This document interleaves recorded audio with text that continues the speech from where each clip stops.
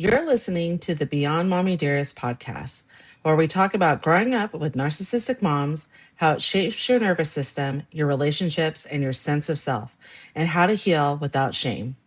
I'm your host, Nolani Pearl Hernandez. This episode is sponsored by the Happy Cannabis, body products designed to help you on your healing journey by supporting your nervous system with every application. When the parent who abused you grows old. In part one of my conversation with Katherine, we explore one of the most difficult questions survivors face and the journey that prepared her for it. Katherine, thank you so much for being here today. One of the things that people don't get to see is that we get to talk before.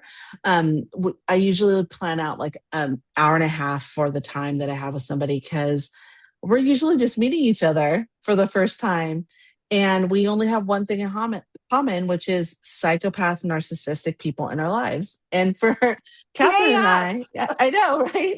And for Katherine and I, it is our mother. And then for you, you also were estranged from your father too. And we'll get a little bit more into that. So thank you for being here. Thank you for being willing to share your story. And what I would love to do is can you introduce yourself and share a little bit about your story and why you have started talking about it a little? First, thanks for having me. I'm excited to be able to communicate with people in this community. I'm new to it, and I'm really finding that I'm interacting with some very, very wonderful humans, and I'm enjoying connecting with people, and their stories are so important, and I feel honored to be able to share mine. So thank you for having me. Yeah. I was raised in the 70s in a Midwest college town. And I was part of a 6-person family, 3 girls plus me and my parents. One of my siblings was born assigned male at birth and has since transitioned. So I have 3 sisters, so 4 girls. Oh, wow. Yeah. So we grew up in a household that I just describe as violent. It was a violent household. There was my father was aggressive. He beat my mother for our entire lives in front of us. We were often between them, separating them, grabbing someone's neck, pulling them back. It was a really violent way to live. Never knew where it was going to come from, when it was going to come. I was never able to identify triggers. And then after an eruption like that, everybody was told to sit at the table and eat dinner as if nothing existed. So then the abuse flowed downward. So we were physically abused by both of our parents. And then both of them, I did not realize until later in life, until this was a discussion that people were having. But both of my parents are narcissists. My father is a malignant narcissist and my mother is a covert narcissist. Oh, I'm so sorry. So it was a cocktail of a lot of messed up stuff. Yeah. But as a child, I think what made it hard to identify, what took so long for me to be able to identify it, was that, excuse me, it was also mixed up with so much love. And those little s- bombs. Yeah. So much normalcy, so much support. I had a good education. I ate very well. We went on vacations. We had a vast network of friends. My parents were really respected in their community, and they were very connected with people and integrated into the town. And I had exposure to lots of wonderful things. But when the doors closed, it was a powder keg. That's a great description. Yep. I'm sorry. You know, the thing that saved me from being really fucked up was the fact that I had one, maybe emotionally immature, but one normal parent. But what I do have to say is with a malignant narcissist father, and a malignant person is someone where you can really tell that empathy is not there. They're seditious. Yes. And it is like the things where you're like, holy shit, you see on TV. That's what a malignant narcissist looks like. Where a covert narcissist is, and odd that they found each other. That must have, I can't even think about that. But Bad a covert, combination. Bad. right, Never a should have super, happened. Yep. right, because a covert narcissist will act like a victim, will do all the things, will act amazing, go on vacations, be a leader in the community, do all those things.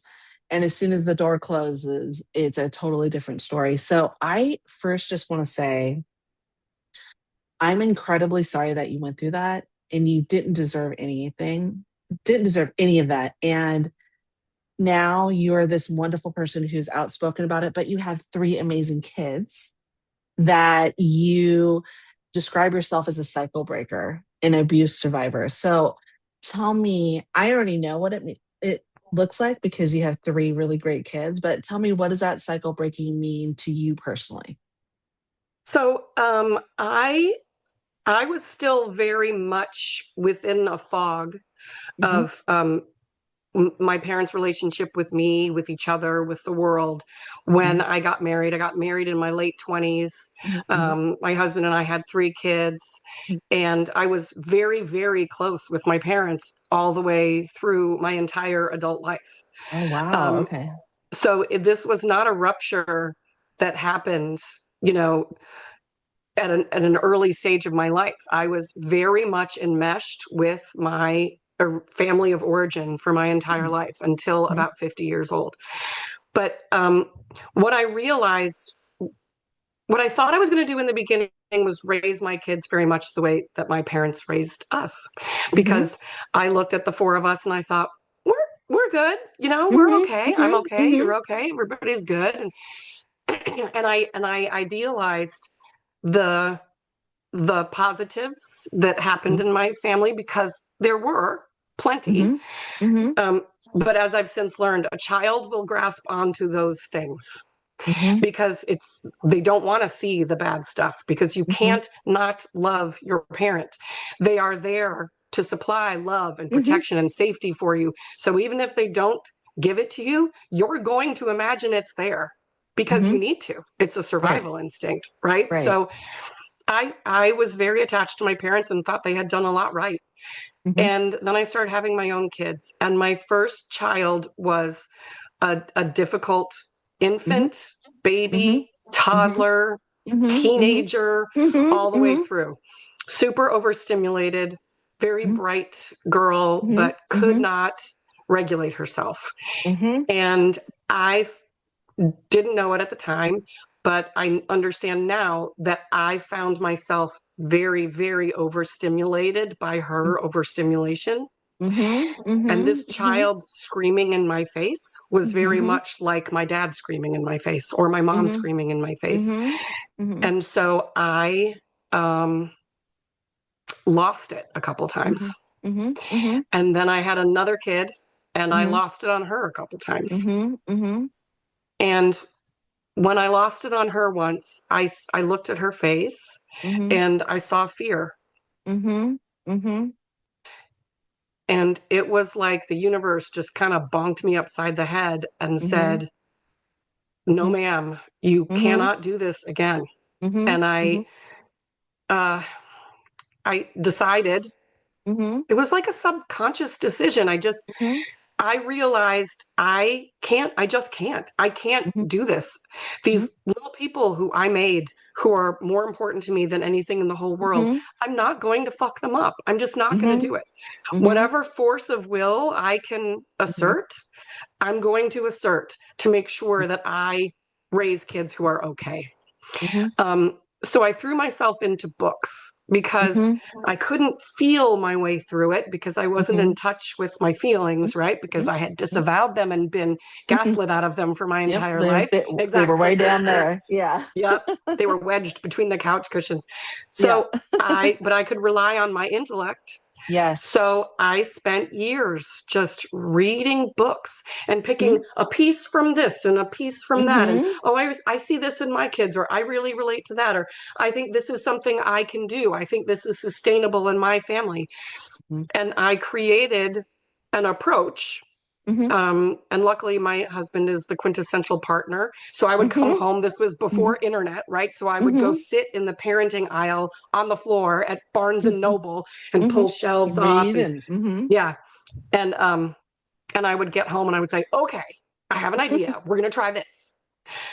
So we would, and he was like, yes, ma'am. And we would institute all of these strategies and procedures and approaches.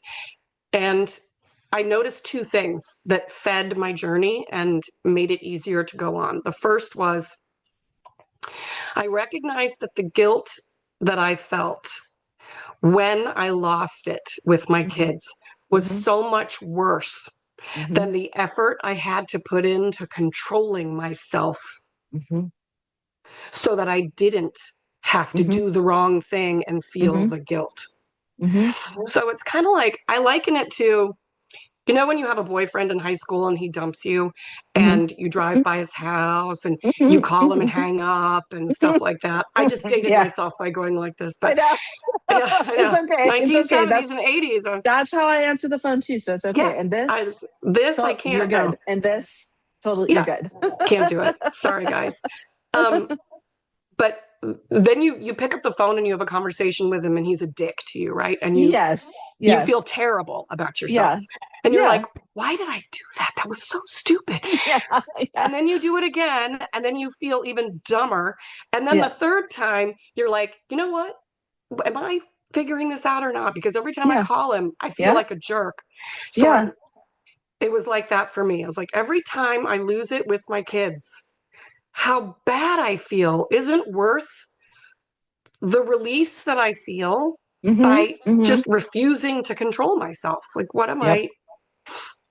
So I realized I felt more in control, more centered, better for them, a better parent when I rejected the anger and the violence that my parents had shown me, I thought was the right way to parent small people. You know, it's really interesting that you say this. I think, you know, one of the things I want to pick up on is quintessential partner, because I think for a lot of, and I'll gender this a little bit. I think for a lot of women, and I say this because I am a woman, when they have a partner who understands this and the dynamics of this, even if they didn't experience it, there is a comfort in knowing that you can mess up. Because the other thing that comes with the, you know, recovery from narcissistic abuse is this overachieving. You can't fuck up. It's a constant, like, in your head. That was the worst. Right. And so knowing that you have a partner who, number one, is going to call you on your shit, like that for me is a big thing. Do it gently so that you don't always feel like a fuck up, and then love you afterwards, and then work with you to get there. That when I say my husband saved me, I say that because that's just an inkling of that. Right. And I think the other thing I want to point out is the fact that you felt bad after it. After, like, you not had a narcissist. Right. Feelings of There you guilt. go. I can have them. Yes. You're right. Whereas your mom, my mom, and your dad didn't at all. In fact, I would go even as far to say, because I'm a malignant narcissist, your dad got off on that. Your dad was like, okay, right, this is what we're going to do. And even covert narcissists too. You know, I watch, it's a flicker, right, in their eye. Like, I watch my mom, I watch other people who I have self-proclaim that they're a narcissist, because they usually don't get diagnosed, but I see them and there's a flicker. You can always see that flicker in their eyes where it just it turns, and it's crazy. It is. And I say that not in a way like I don't want to be and like talk about disabilities or anything like that, but it is crazy when you see it in your face. Like, let's remove crazy from being a negative thing, and labeling someone, to seeing that, like, you can't, it's hard to explain it until you meet someone like us, where I can say, did this happen? And you're like, oh my God, that happened all the time. Because when we say these things, when I say that my mom beat the shit out of me, or I say my mom locked me out of the house, or I say my mom called the police on me for questioning, like for having a question, and then lied and said I had a knife when she had a knife, so that when I came up to the door, they had guns drawn on me, thinking that I was crazy, right? You're like, of course she did. And other people say, that doesn't seem right. Well, yeah, That's it's not because, right, right? but it also happened. Yeah, it also happened. And these are the things that I think are really absurd, because on the outside, and it sounds very similar, high achieving, got good grades, was in sports, all those things. And then on the flip side, you have this constant internal struggle. And then the cycle break, very similar. I had my daughter younger. I was, I right out of high school when I had my daughter, and kids don't come with books or guides. And she was, very overstimulating. She feels big. And it was definitely for me really hard because I was so young. And so there were a lot of mistakes that I made. And we have really come to terms with a lot of those mistakes, where we've had conversations. She's now 30, and we've had these conversations where we can say, okay, that probably wasn't the best thing. And I still revert to those things where I get triggered and I'll like very authoritarianly say something and then have to walk it back with her. Whereas my three youngest ones, who are my bonus kids, so it's a little different, but still similar as a parent figure. I'm a very different parent with them. And Yeah. and my youngest daughter, very similar to like highly sensitive and emotions as my older daughter. They're like two peas in a pod. But because of my older daughter, I was able to really understand the younger daughter. And so I just first want to applaud you. Breaking the Well, cycle you is too. very difficult. Well, we'll celebrate together. Let's see if I can get Apple to there we go. We'll celebrate together. And one of the things that you've mentioned, and I know I saw it on social media because it was one of the reasons why I reached out to you, was being estranged from both your parents and caring for them as they were older and transitioning, going through the transition of their lives. And so, what led you to that estrangement in regards to that? So it was a decades long crawl. Um, in my 30s, I started to, because I had my own children Mm-hmm, and mm-hmm, went through this sort of awakening mm-hmm, through parenting my kids, I mm-hmm, started to be able to see my parents for who they were. mm-hmm, They could not help it. And mm-hmm, so I saw. There was one time, here's a really interesting little story. We all vacationed together up on a lake in northern Michigan every mm-hmm, summer, and mm-hmm. my husband and I would rent a cottage, and my parents actually lived on their boat. They Oh wow. retired Okay. on, yeah, and so I had three kids, and we rented a house one year that had a yard and then a road and then the water and Mm-hmm, mm-hmm, the sand beachfront and everything. And the road was a busy road, and it was 35 miles an hour. Cars were mm-hmm. whipping by. Right. And my kids were old enough so that under normal circumstances, they would go down to the water by themselves. But I was worried about this road. And Right. I'd seen the pictures on the rental, posting. And so I thought, how am I going to address this? And I went into the shelves in the garage and I grabbed those little orange cones that you Oh get when yeah, you're a yeah, soccer coach, right? yeah. And I loaded them into the car before we left. When we got there, first thing I did was I took the cones out. I walked the kids down to the Mm-hmm, line between the yard and the road, and mm-hmm. I laid the cones out. Yeah. And I said, here's the deal. You cannot cross unless there's an adult with you. If Right. I'm not with you, yell. I'll come Yeah. down. Someone will Yeah. be down in a minute. You might have Yeah. to wait. You Mm-hmm. might have to sit in the grass for a couple Right. seconds, but And you'll that's live. okay. Yeah. but you cannot go, do not cross this line. Because I wanted them to have a visual reminder, right? Yeah. Yeah. So my parents pull up to have dinner with us the first night. My dad walks into the house and he says, "What are those orange cones for in your yard?" So I explained it to him and he said, "Well, why don't you just let him try to cross the road and then hit him?" Oh my God.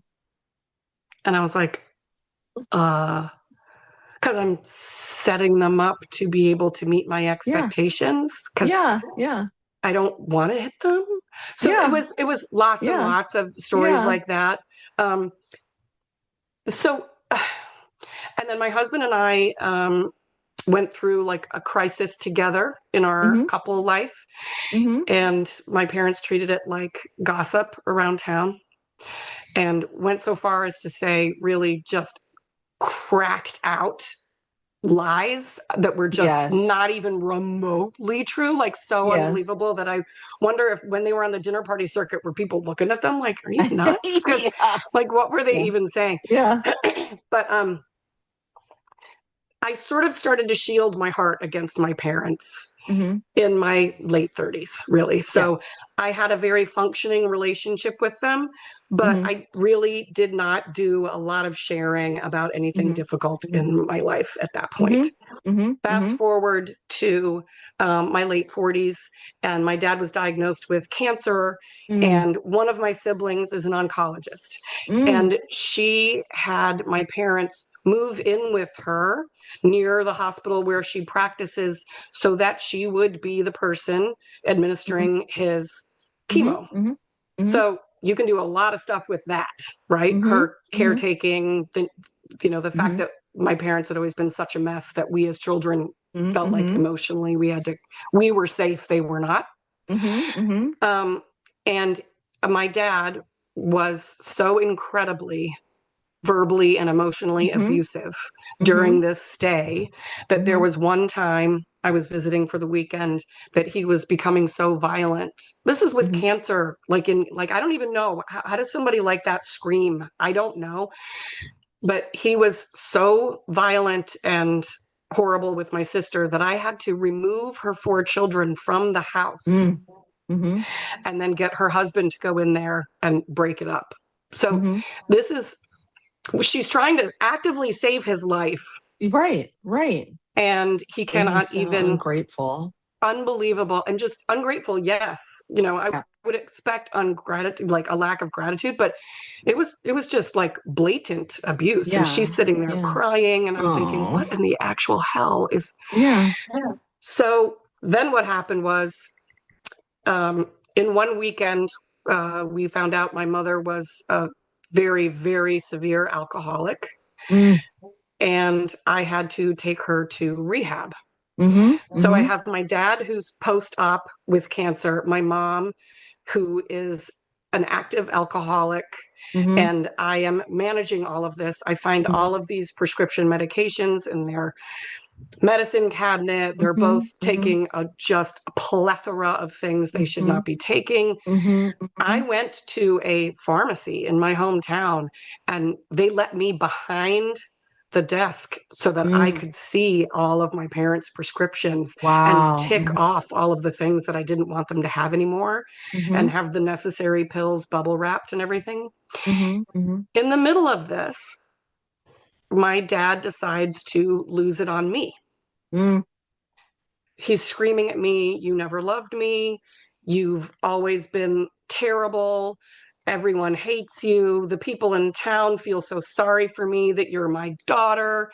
Just making up while I'm literally barely functioning because my parents are so messed up that I can't. And I'm 49 years old at this point. Like I can handle myself, right? And he's like, "Get out, never come back." So I said, "Okay." And I tried to sit them down and say, this is a mess. You're both a mess. And we can't help you anymore. We've been trying to save you from each other for 30 years. And it's not working. So close the doors, figure your stuff out, and get better. And because we would not stay and Mm-hmm. take their abuse, that's when they went completely off the rails. Yeah. Yeah. That's usually when a narcissist will go batshit. I mean, Batshit. it's crazy. It's been about 11 years, 10 years, 10 to 11 years that I haven't talked to my mom. And I still get phone calls. We were just talking about it. I still get phone calls, but she goes straight to voicemail. I don't get her texts. I don't see anything. And if I ever need to be reminded of how crazy she is, because it takes 15 seconds. That's all it Yep. takes. Yep. It's, hi, I love you. I love your husband. I love Albert, which that's a whole nother thing because she's a psychopath in regards to that. I love Albert. Why haven't you called me? You're a horrible daughter. I can't believe this. Your grandmother's saying this. Your daughter's. I'm like, okay, that didn't take long. And I usually time it, right, to see how long it takes. And for her, she can't fathom that it could be my strength that is keeping me away from her.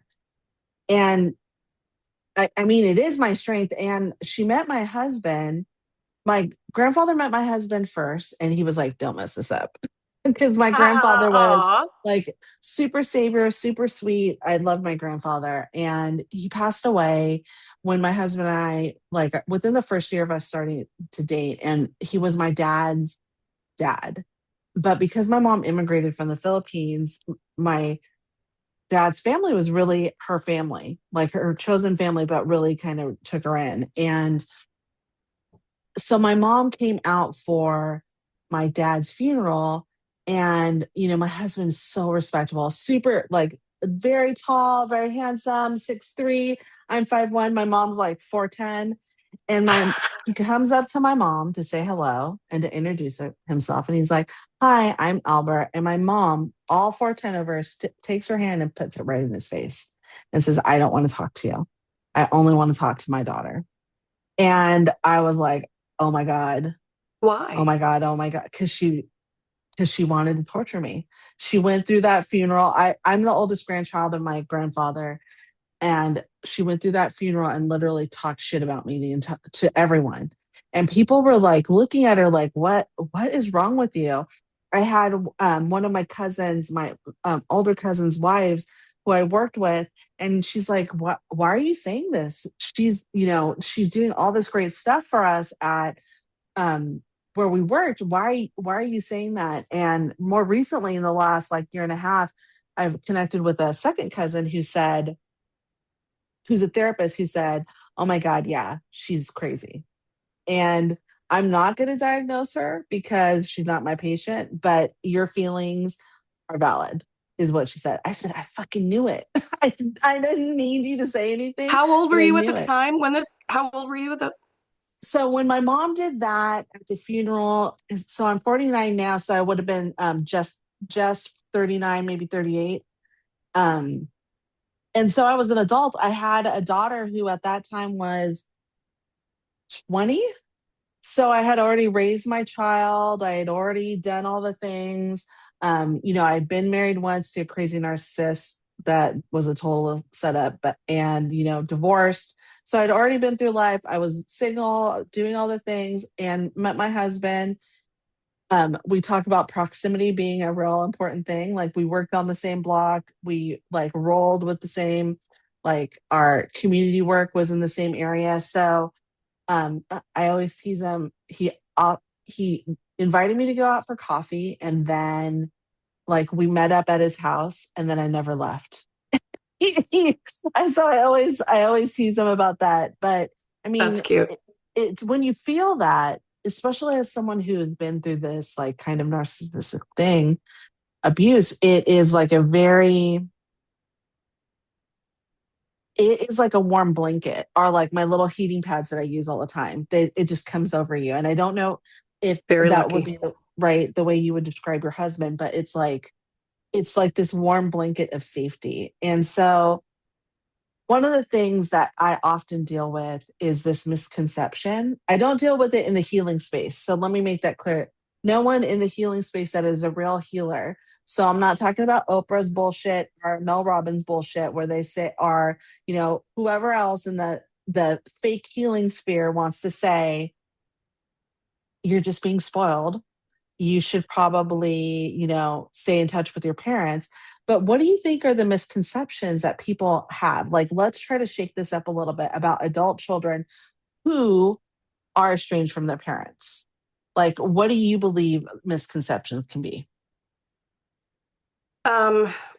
I think before I get into that, I should probably tell Yeah. you the rest of the Yes, story. tell me the rest of it. Because the character of people's responses to me changed because the story changed. Mhm. Mhm. Mhm. So I stayed in that space of estrangement with my parents for 4 years.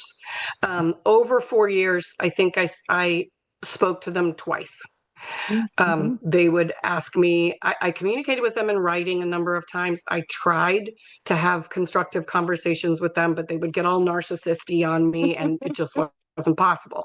Mhm. So I stayed like that for 4 years. And I was really at that point doing it for my physical safety more than anything else, because I said to my husband, I feel like this is taking years off my life.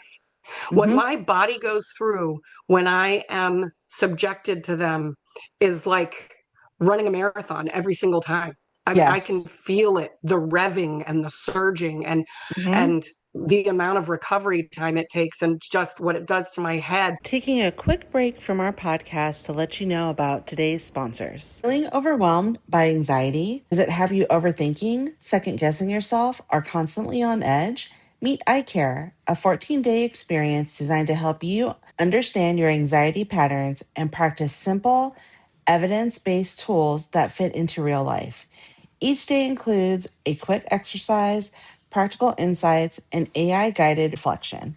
Start your free 3-day trial at iCare.app to discover a different way to work with anxiety, helping you build greater calm and confidence day by day. If perimenopause has your muscles aching, your stress levels climbing, or your nervous system feeling like it's working overtime, check out the Happy Cannabis.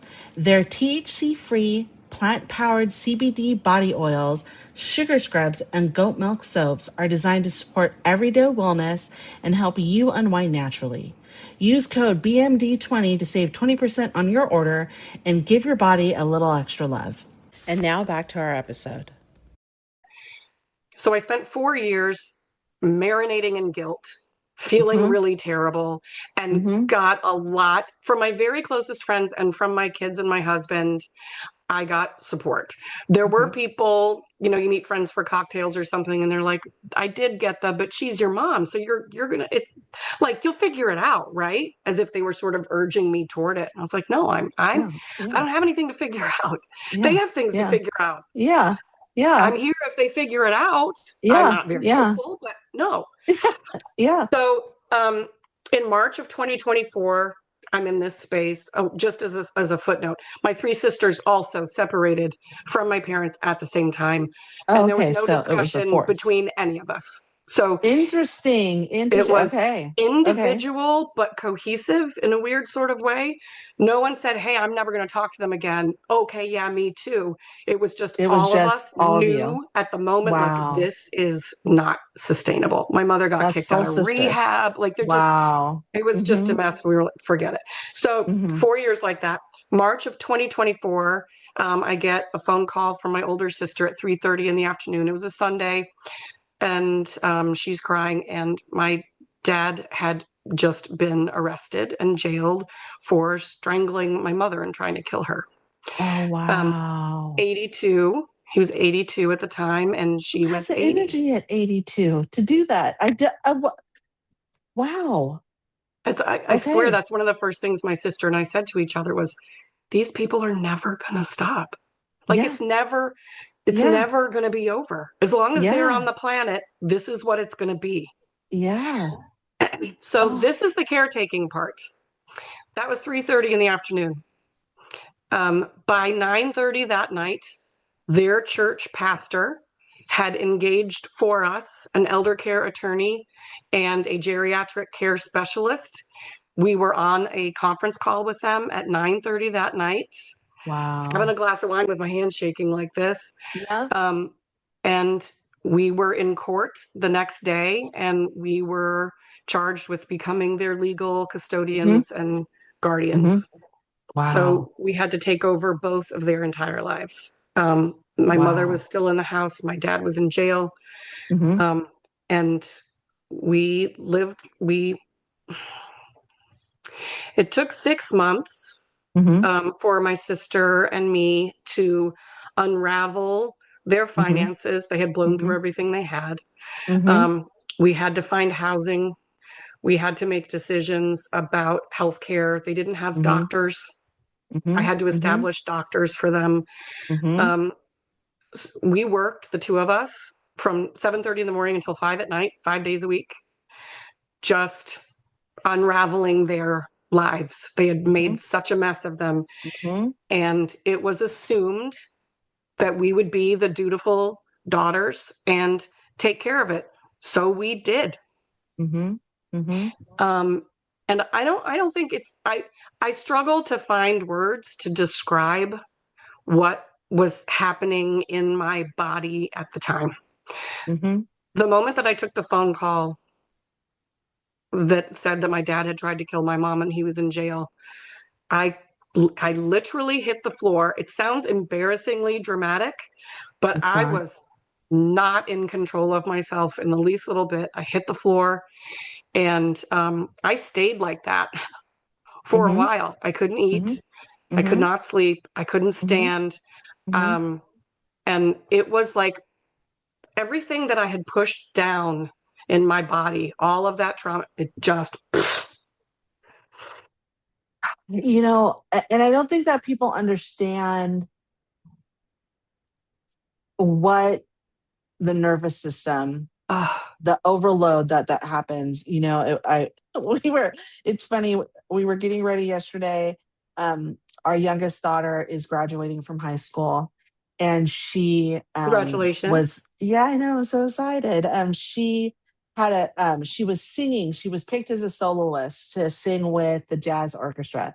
So she was Ooh. singing Play That Funky Music, White Boy. It was so good. Oh, And I'm I so and I here for that at a I graduation. Are you kidding? yeah, Love so, it. and it was so cute because I told her, I said, I've never cried before to that song. It was just so cute. But Yeah, not normally a th- crying song. yeah, not normally a crying song, but I did cry. But my husband and I were getting ready, and I don't know what was bothering me. I think I had just recorded a podcast, so oftentimes like my nervous system gets a little bit activated when that Yep. happens. Um, and we had in our other business, we also help executive and organizations with like conflict and their organizational health and all those things. And so I was already kind of on overload, and I was putting on my pants, and my husband was looking at me, and I'm like wiggling my legs around, and he's all, "What's the matter?" I'm all, "My pants are touching me." And he's like, "What?" And I was like, "My pants are touching me. Get them off." And he was laughing at me. But it's like prickly touch for me. And I think for a lot of people, they don't understand where your body can shut down, where you can collapse. We've had people where we've talked to one of my first guests, who I love to death. Her was a romantic relationship that she was in regards to the narcissism, and she had MS and couldn't move, couldn't walk, couldn't talk. She had to relearn everything, and she was like, "Fuck this, I'm done." And so I think for a lot of people, they don't understand what this stress causes. And, in the context of our nation, there's a lot of stress that's going on anyway.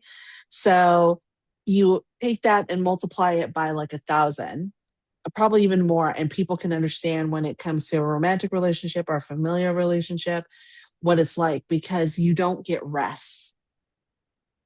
Because when you're not with them, you're thinking about them, or you're thinking about, like, if it's, let's say, a previous partner, and it's, you're dealing with co-parenting, you're thinking about your kids with them, or you're thinking about whatever comes with that. And it is hard for people to understand that, and that's fine. They don't have to, but it's hard. So when you say that you collapsed on the floor and you didn't move, I totally believe that.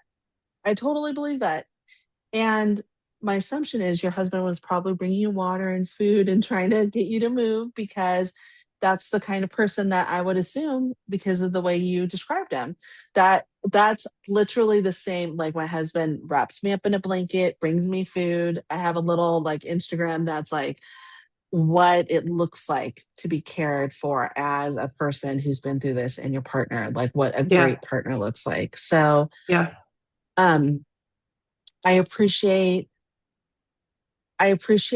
and I'm not envious of you having to take care of them. Even if you weren't physically taking care of them, Well, right? that's what one of the You things that we talked about before was like, how did I do that? And was I able to maintain some Mhm. boundaries? Right. So I will say a couple things were in my favor. First of all, we worked with professionals. Mm-hmm. And this is something that I would like to hit on later, but um, we did have two professionals walking us through this. Oh I wow. Okay. resent the fact that we got put in touch with them to begin with because no one asked us. I was Mm-hmm. conscripted, right? Mm-hmm. Mm-hmm. Nobody said, do you want to care for your parents? Because I would have said, no. And I No. quote you, let them Yeah. cook. Yes. That's what I would have Exactly. said. Yeah. But here was the rub, though. And this is you and I sent you the study from clinical gerontology Yes. from Yeah. 2021, Yeah. and they have found that 1 in 4 of us who are caring for elderly parents are caring for parents who were abusive or neglectful. And that blows my mind. But also, I get it because I understand that a lot of our parents from that generation weren't equipped. I get it. I get They it. weren't equipped, but there are also there are societal factors that are Mhm, influencing why people are mhm, doing it. One of them is the ambivalence that I mentioned earlier. mhm, So mhm. there is still this feeling of, well, they They're sent your me to parents. college Yeah. and I had good Mhm, shoes and I was fed and we went on vacations. You mhm. tend to think that those are reasons, right? And for Right. They're some not. people, Yeah. like I'm not, reasons are valid to whomever Yes. they're valid to, right? And so Yes. I embrace whatever people feel is right for them is exactly what they should be Yes. doing. Um, but the other factor is these filial bonds that you have. Right. My sister sat on that conference call. The lawyer said, are you ready to do this? My sister stood up and said, yes. And I went, yes. Because I knew that I couldn't leave her alone to do it. Right. Right. When I'm an you're only one of, child. Yeah. And oh, so I yeah. get that. Yeah. So I get that I would probably feel more weight, especially because I would have been the oldest. I would have felt more weight to have to be there to See, so protect you them. won't have anyone saying to you, she Yep. didn't force me or anything. But when Hmm. you grow up one of 4 small children in a house that is violent, you are Yeah. climbing in bed together at night and Yes. putting the Yeah. You're pillows over your connected. ears Yeah. together, right? And holding hands and doing all those. Yes. My sister and I Absolutely. used to walk each other back and forth down the hall to the bathroom at night. To make sure Even you if were the other one okay. was dead Hmm. asleep, we'd Hmm. wake him up and say, I have to go to the bathroom and walk each Oh, other because we were too afraid to be out in the house in the yeah. dark because we didn't know what Yeah. was going to happen. Right. So it was that sibling relationship that pulled me into it. I was Hmm. willing to let them go, but I Hmm. couldn't let my sister go. That's fair. That's totally fair. Mhm. And I wish And she wouldn't have so stood up, but that's fair. the boundary, though, that I did have was because I had not spoken to them in Hmm. 4 years, that Hmm. I would do all of the work that needed to be done, but that I would not speak to them. That's It fair. was going to be too hard for me to hear their voices. Hmm. My dad was in jail. I was not willing to place a phone call to the county Hmm. jail. Mm-mm. I Hmm. live your life in such a way that you never have to place a phone call to a county jail. And I was living Hmm. my life that way, and I just Hmm. didn't do it. So Hmm. between Hmm. the 4 siblings, each of us took certain roles. So my sister, who's a doctor, when I had healthcare things that I needed to communicate to both of them, I called her and said, call them or call her or him because they were not together. Call her or him and tell them this is what this person needs to do. But it went on for 6 months, and then we got them settled to a point where the major decisions had been made. We had their health care taken care of. We had their finances unraveled, and my dad was sentenced to 5 years. But get this, he was sentenced to 5 years house arrest because he was too frail and old to go to prison. So what do you do about house arrest when the person he lives with, he cannot live with because there's a restraining order because he tried to kill her? So we had to split up. My dad had a pension. We had to split their pension and put them in separate facilities. We had to find an assisted living facility where he would go that was locked and that was willing to take a felon. That's what I was going to say. Willing to take a convicted felon. What I will say, and we don't have to go down, and we won't go down this path, but what I will say is that sniffs and smells very similar to the cover up that we're seeing going on with the files that are not being released. Because there is a forgiveness, there is that's going to just be too hard, or that is, the optics of putting an 82-year-old man in jail for 5 years is higher of an issue than having safety for the person that he abused and assaulted and caused battery to.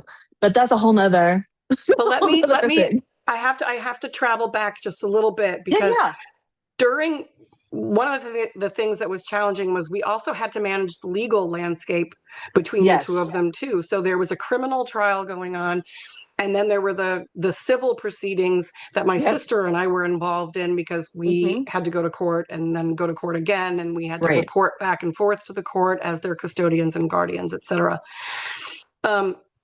We were told in the very beginning from the arresting detective, and this is to your point, that the county that my parents lived in was typically lenient about domestic violence issues, and that he would likely get off with a wrist slap because they would, and this is a quote, chalk it up as a senior whoopsie moment. So I know, and you're laughing, but it wasn't funny at the time because we are, first of all, I'm thinking, I fucking hate both these people. But here I am in this position where I have to keep both of them safe from each other at the same time. So we discussed it, the siblings, and each of us decided individually we had to write victim impact statements. And we had to describe the violence that went on over 60 years. And it got in the hands of the county prosecutor. And there was a very, dramatic made for TV movie moment where she stood in court and held a ream of paper up that was what we had written and said, I have here, 40 pages from this man's 4 children that says this has been going on their entire lives and he's dangerous. So that was what got him convicted. If we hadn't done that, he wouldn't have been convicted at all. He would have been released, and then we would have had a real safety problem on our hands. That's nuts. So this is something that That's nuts. Like, holy shit. Like, an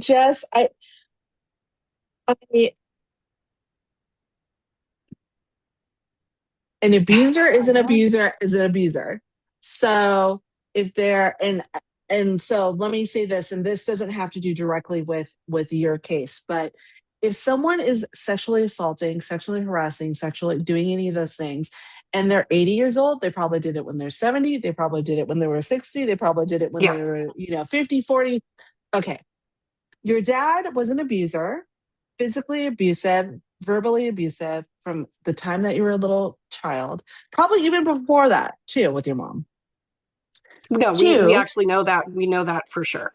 right. Two, the time that he was 82, holy crap, I can't believe this. And the statement that really is crazy about this is that domestic violence was taking, like, there was a lenience because of his age and it was domestic violence. Like, that's crazy to me. Yeah. Like, I don't want my daughter to move to whatever county you're in. Is that's where I go with that, because I'm like, holy crap, I can't believe that. All right, and I don't want my son to move there because holy crap. Like, because one of the things that I really want to point out is women can be abusers too. Just because we're two women up here and we're not abusive at all, there's no intent, there's no thought, there's none of that. Women can also be abusers, because your mom Of was course. abusive, my mom was Yes. abusive, all those things. Holy cow. Okay. So now you're taking care of your parents. You're not talking to them, but you're taking care of them. You're doing the legal stuff, you're doing all of the logistic stuff. And one of your other sisters was physically taking care of them, or going and visiting them, or were they visiting them at all, or everyone was just kind of removed? No one was visiting them. My older sister went to the house that we Mm-hmm, grew up in, where my mother was still living, one time mm-hmm, and she went with an escort to make mm-hmm, sure that she was not in there alone with her, to gather up a lot of paperwork that she needed to be able mm-hmm, to figure out mm-hmm, what was going on with them financially and healthcare wise. mm-hmm, So that was it. I know a couple of my siblings spoke to them a couple of times. My dad used to call my sister from jail, but the only reason he ever called was because he needed her to make deposits in his account so he could buy razors. oh, right. Mm-hmm, hmm mm-hmm, Um, so it was uh, it was 6 months of that when my sister and I and the other two. The reason it was only two of us mm-hmm, who were legally responsible for them was the court would only allow two. So we mm-hmm. couldn't, we would have Yeah, split yeah. it between the four of us. That was one of the blessings of this, and always has been one of the blessings of my life, is that there was no discord between any of us. The four of us were completely on the same page at the same time at all times. That's so crazy. Not a tense word Mm-hmm, exchanged between any of us. And I think mm-hmm, that just goes to the point of, we were so accustomed mm-hmm, to protecting ourselves together from our mm-hmm, parents and mm-hmm. caring for our parents together, that we just fell back into the rhythm of our childhood. And it was Yeah. very caring because we weren't getting it from anywhere else. We were safety Mm-hmm, because we didn't have real safety. My mm-hmm, younger sister calls it the life raft, the four of mm-hmm. us, because Yeah. we lashed some shit together and paddled through it. Yeah. I mean, So at the yeah, end of the 6 months, we went back to court and we handed the care of them over to two professionals who mm-hmm, are paid monthly out of my dad's pension that he continues to get. We were worried that at some point they would stop it mm-hmm, if he was convicted of a felony, but they did mm-hmm, not. So, and then we really walked away. They don't have their old telephones anymore, mm-hmm, and they don't know our phone numbers. So mm-hmm, there's no way to contact us. mm-hmm, And they haven't tried, mm-hmm. honestly, because And they're they still didn't alive. love us. They're They're both still still alive. alive. That's crazy. That's crazy. That's crazy. I can't believe that. And I have to commend you for all of that. I'm just off. We were just chatting a little bit offline, and holy crap, I like so much stuff. Like, I can't believe any of this stuff. And what we've decided that would probably be best is we're going to do this into a two-part thing, two-part podcast. I think it's really important because there's a lot of stuff that is really pertinent to a lot of women who are of our age, who are taking care of their kids and taking care of their aging parents, and really having questions of what they want to do, what they feel is best for them. And again, fuck Mel Robbins and fuck Oprah, because like, and I know I'm going to get some cease and desist for this, but fuck them. Like, it's so not okay for what I don't,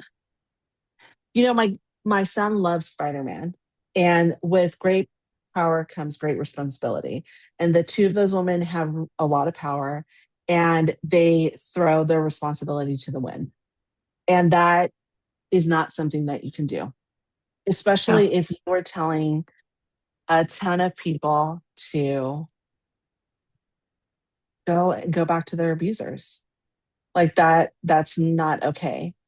And so No. I think that so we're going to do a second around. So we're going to continue on here, but what I think I want to do is ask this question, and then we'll end this first episode with this, and then we'll go to the second episode and start in the middle again. So one of the things that I think is really hard for a lot of my clients, and I'm assuming others who have clients who have experienced this, is grieving a parent who is still alive. And even though for you, you've gone through this whole process of, gaining conservatorship of them and going through all these things, they're still alive, and you're still estranged from them and still have to do stuff for them, which blows my mind. So just so you know, I do not do anything for them anymore. Perfect. You did all the initial part. You got them all where they needed to go. My deal was I will do this that was the other boundary. I will do this until it is possible to walk away. And then I'm walking away, and I never want to hear anything about them again. I do not get updates from the legal people who represent them. I do not discuss them. I am treating them as if they are no longer here. So tell me, how did you, knowing that, in the back of your mind, knowing that they're still alive, how have you grieved them in this process?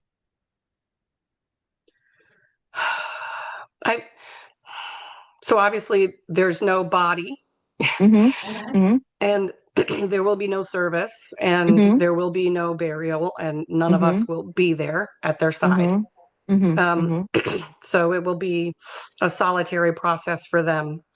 And we won't have any of the benchmarks that people have when a parent dies. And I think mostly what I grieve is not being able to have normal feelings about my parents. I've almost become a very unsympathetic friend, because I hear people my age say, my dad's really struggling. He's very sick and we're all devastated. And I say, well, how old is he? And they say 85. I'm like, girl, spike the ball. You got to 85 and you still love your dad enough to care if he's ill?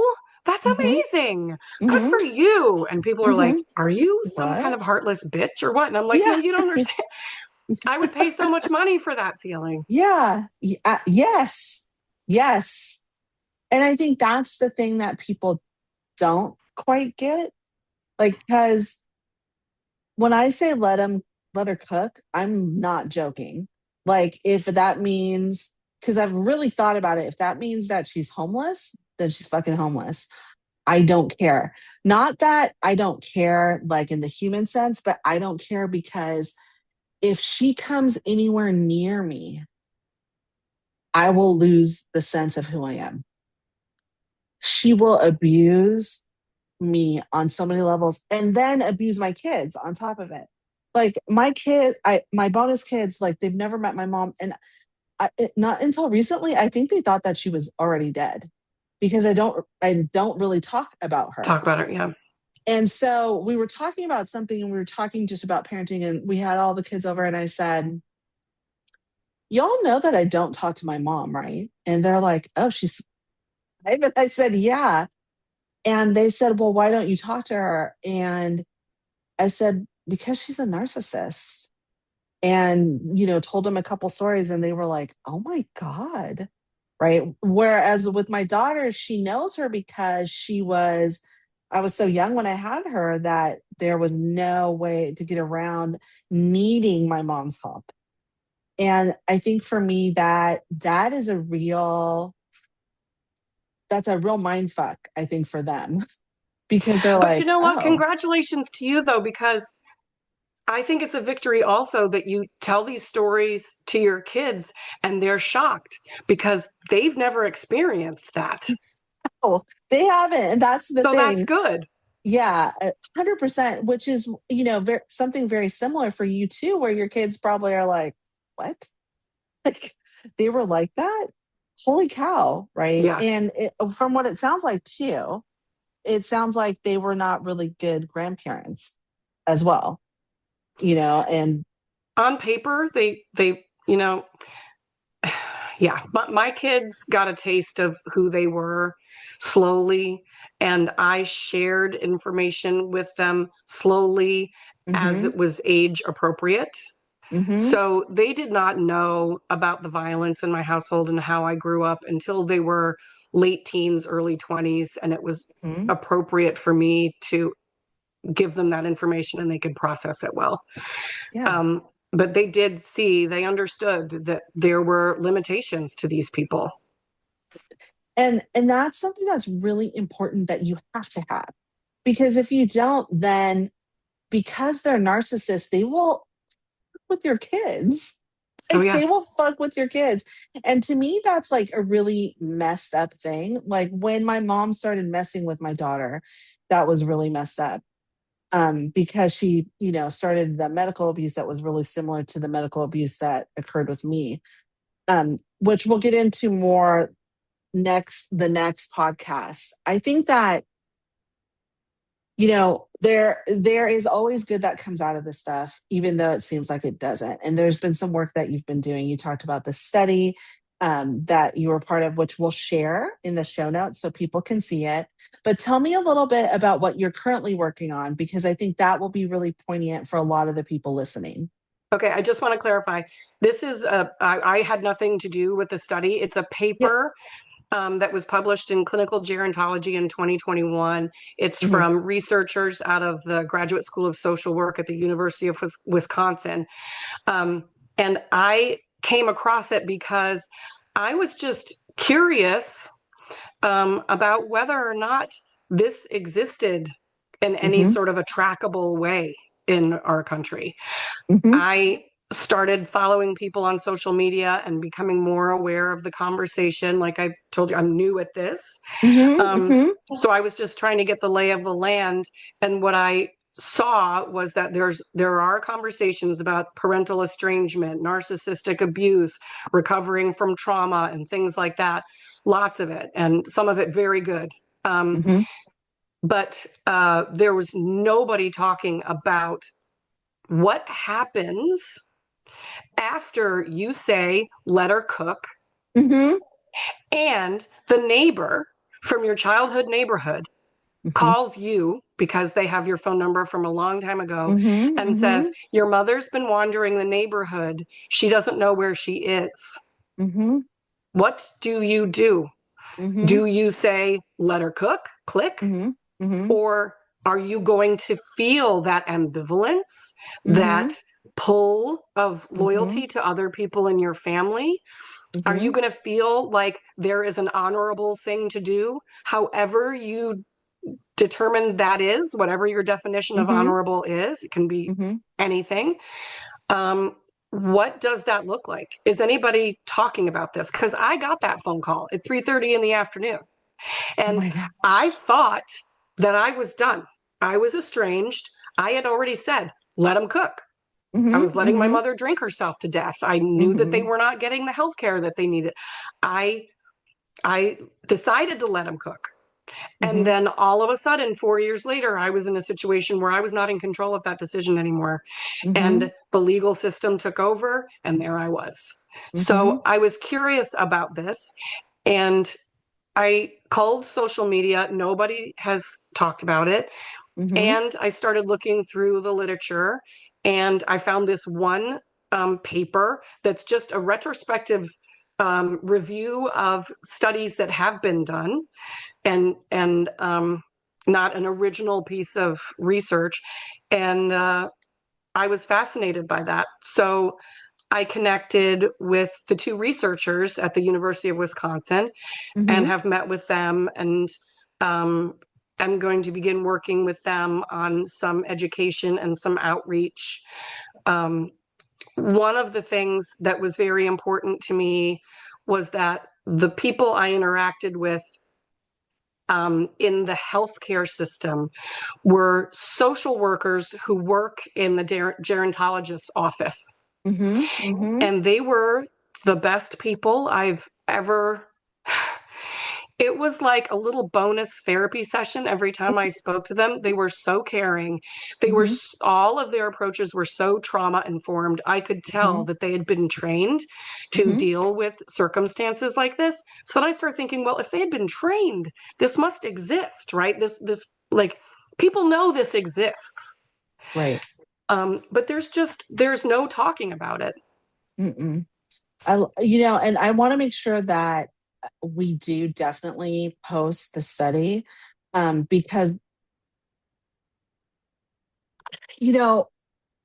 I know what I would say right now if I was called and my mom was wandering. Yeah. But would I actually do that? I don't know. And I'm practicing for that time. And I say that because I think that that's something that's really important as we, as women, as men that are growing up and they're figuring this out about their parents. I think that these are questions that we need to have answered, number one, in ourselves. And then you also have a community that you've created. So I would love to hear about this. So it's not out there yet. I'm building it, but I think it's important for people like you and me to have a resource. So I'm creating a website on, it's going to be called caringforabusiveparents.org. And what I hope to do on the site, what I'm building right now, is an explanation of options that people have when they get that phone call.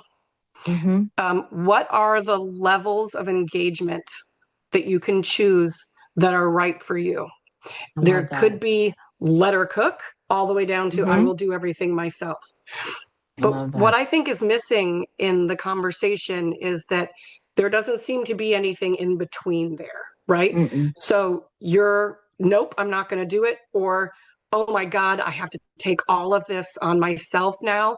And I have to be changing their diaper and spoon feeding them and re-traumatizing myself over and over and over again.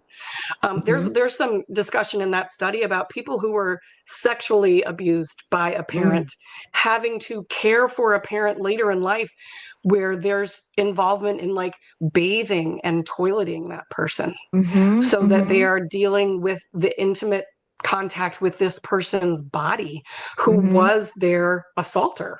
Yeah, that's crazy. Like, if you think about that is an incredibly re-traumatized, like, in what other circumstance would a human being be asked to do that for the person who hurt them? I can't think of one. Can you? No. And like, I was thinking about somebody who, where there's domestic violence or like a rapist that, the only thing that I can think of that might be close is if a rapist impregnated their victim and that victim had that child. That's the only one I could think about that. I mean, I can't even fathom, like, when I love my mother-in-law to death, she's mother-in-law to death, and I will do anything for her. We'll take care of her. We'll do all those things with dignity and grace and all the things that she deserves. When I think of doing that for my mom, I'm like, oh God, ugh. Like, I mean, it's just not, it's asking superhuman Teflon kind of emotional functioning from somebody that's just not a fair ask.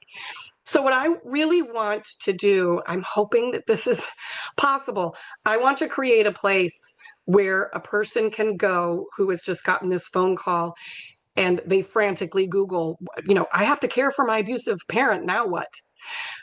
Where they can click on links and they can get connected with the Professional Association of Social Workers, the Professional Association of Gerontologists, the Professional Association of Senior Care Specialists, elder law attorneys, different county justice systems and county divisions of social work. Because if on a county level, if you can access information, you're going to find a puzzle that you can put together that, if you are so inclined, will help you make sure that your parents are not sitting on a curb, but are not your daily responsibility. I love this. And the finances are very important too, because my sister and I worked with an attorney and an elder care, senior care manager. But we did not pay them, right? So if your parents have a home, if they have a pension, if they have a life insurance policy that they don't need to hold on to anymore, if they have a car that they're not driving that you can sell, there are a lot of ways for you to find the money to be able to get this set up without having it to come out of your own pocket. I did not. That was another one of my boundaries. I will not give a dime to this operation. So I didn't. And I'm not rich, and my parents aren't rich. We were able to do all of this working within a system without having to go broke. I think a lot of people think, well, if I'm going to hand it off to somebody else, it's going to be like an assisted living fee or something like that. It's really not.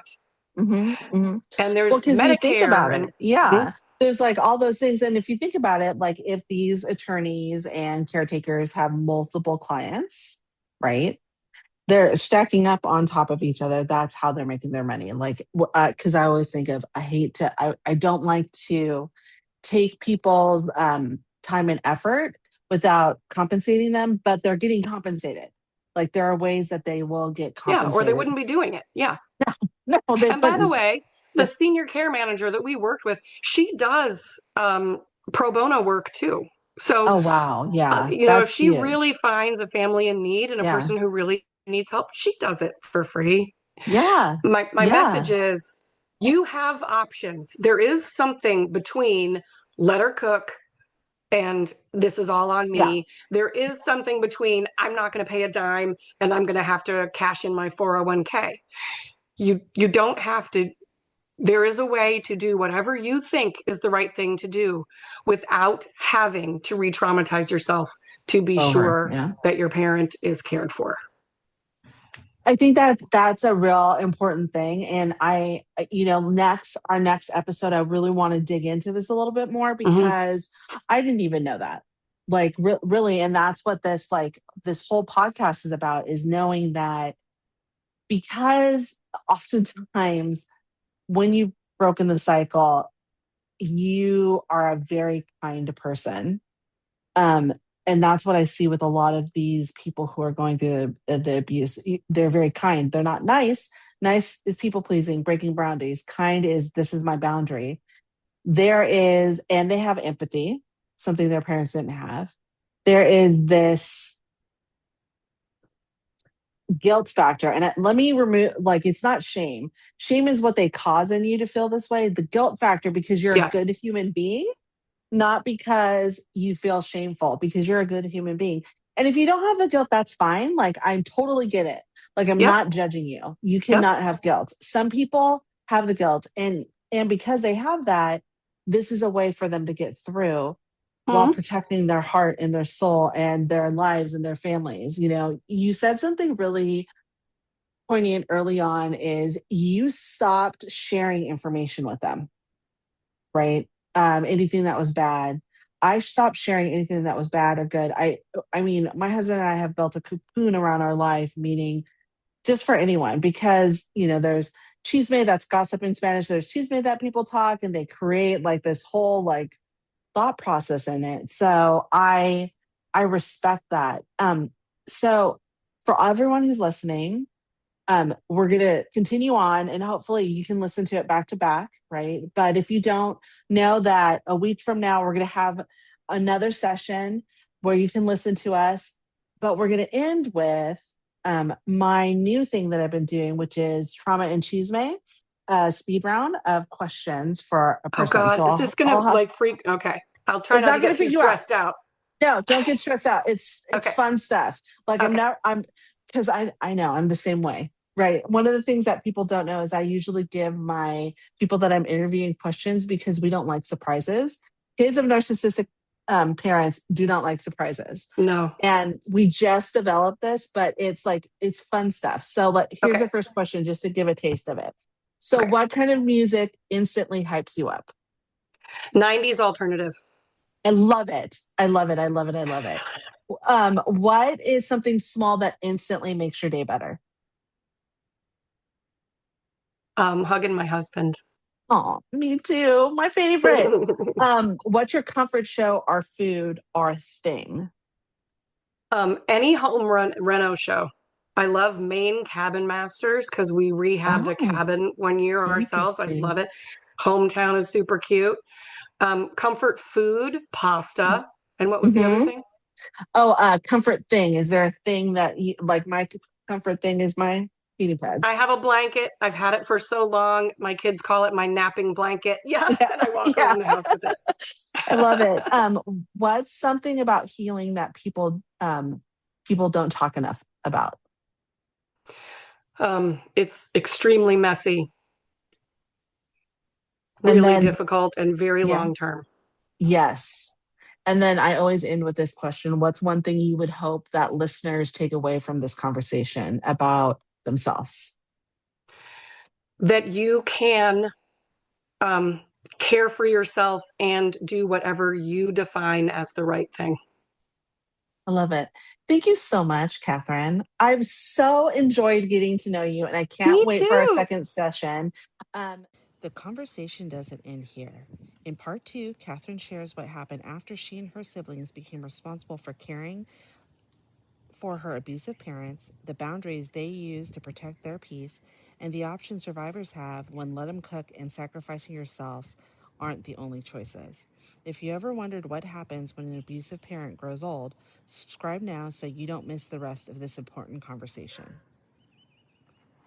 Thank you for listening to the Beyond Mommy Dearest podcast. If this episode resonated with you, please subscribe to the podcast, leave a 5-star review, and share it with someone who could use a little hope today.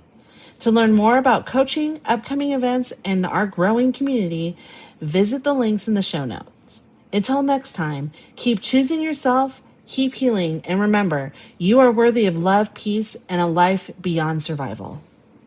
Your skin is a part of your nervous system, and taking care of it is essential to overall balance. Our products are specifically formulated to nourish your skin and bring you closer to homeostasis with every use. Start feeling better in your body today with the Happy Cannabis.